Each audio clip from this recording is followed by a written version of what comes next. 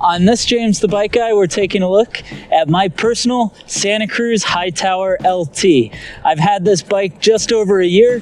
I've done tons of riding on it and have really enjoyed it. And I want to go over some of the features and specs of this particular bike that really make me enjoy it. So before we get started, be sure to hit that subscribe button below. That way you can see more bike videos in the future, as well as check out my merch link down below as well.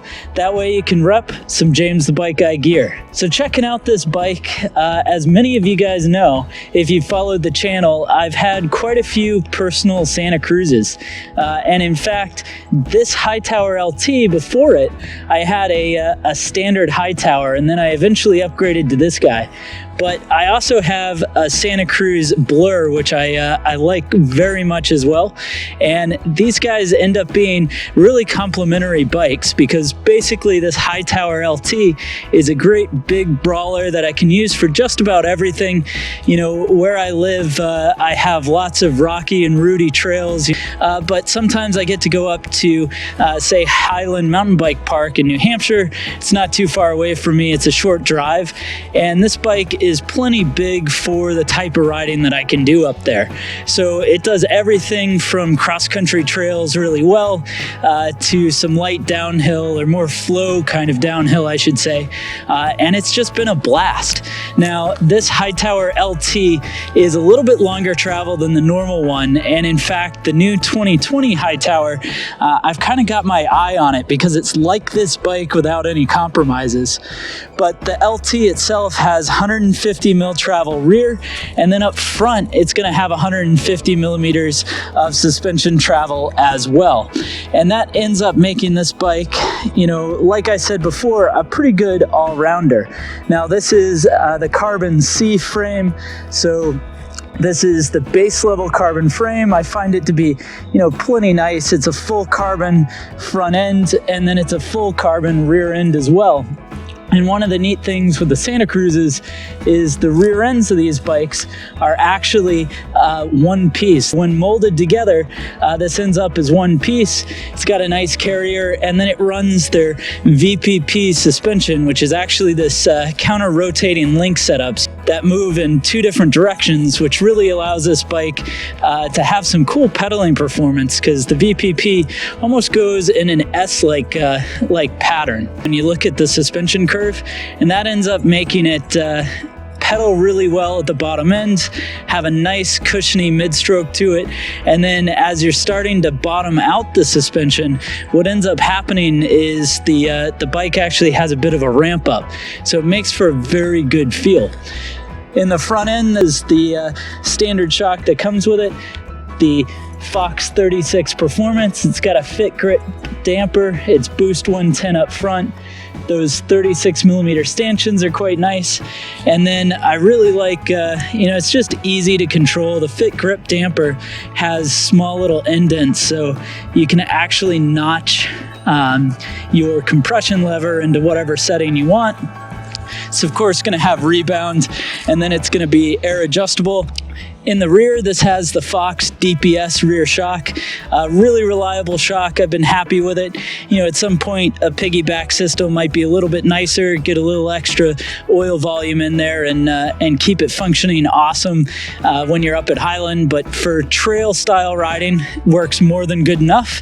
And then the back of this bike is actually running Sram GX Eagle.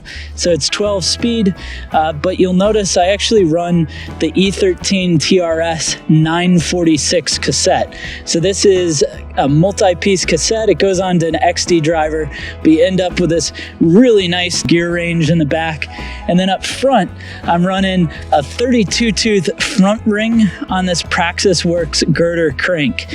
I'm a huge fan of Praxis Works cranks, a company out of California, which is really nice. This actually has a conversion bottom bracket in it, which allows me to be able to run this BB30 style crankset.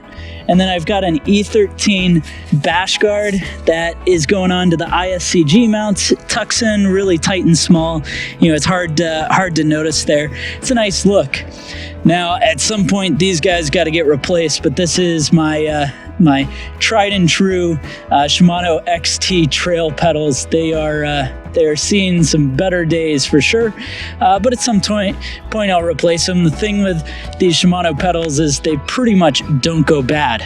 Of course, I'm running race face crank booties on here, and then for a bottle cage, I've got the S-Work Z cage, which is a specialized cage, carbon, pretty dang light.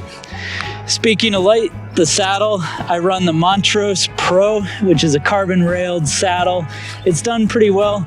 You know, a couple of crashes have certainly made it get a little messed up here and there. And speaking of carbon bits, we'll keep going. This has the Bontrager Line Pro handlebar. So carbon bar, this is a 35 clamp, running a race face Affect stem on here. And then you'll notice I've got my Garmin mount for my K-Edge right here. It has gotten cracked, but it still works. You know, crashes happen, and so I'm pretty happy with how that's held up.